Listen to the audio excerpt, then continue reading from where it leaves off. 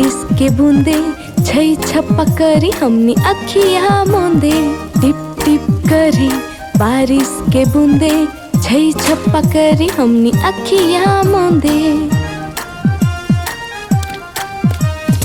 Cocoa जोजो औरी लुलू के साथ मिल के झूमे जब होखे बरसात। रिम झिम बूंदन के होखे आवाज मिलकर नाची और घूमी आज। टिप टिप करी बारिश के बूंदे छई छप्पा करी हमनी अखिया मोंदे।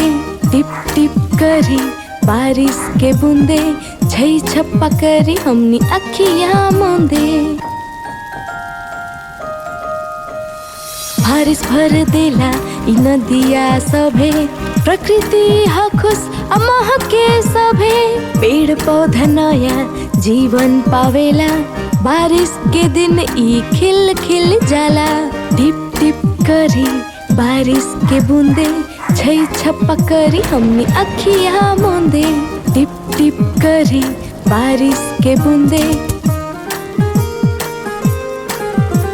जब बूंदे गिरेला हमनी खुश हो जानी, प्रकृति के हमनी नया रूप पानी। कोको जोजो औरी लूलो के संग बारिश के देखी अनोखा रंग। टिप टिप करी बारिश के बूंदे छई छप्पा करी हमनी अखिया मोंदे।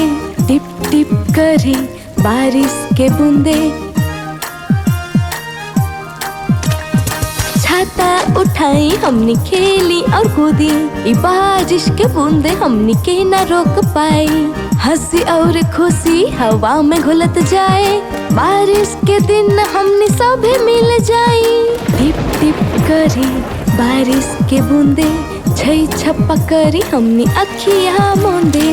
टिप टिप करी बारिश के बूंदे। गहरे गड्ढे में हमनी छप छप कूदी, छई छप्पा को पानी उछाली।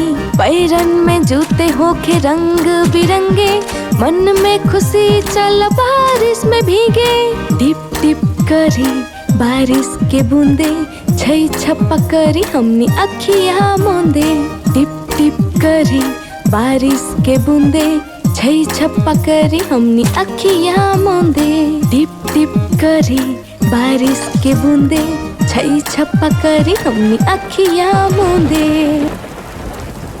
नमस्कार मित्रों, अगर रउआ लोग के वीडियो अच्छा लागल तो कृपा करके लाइक करी, शेयर करी, कमेंट्स करी और चैनल के सब्सक्राइब करी।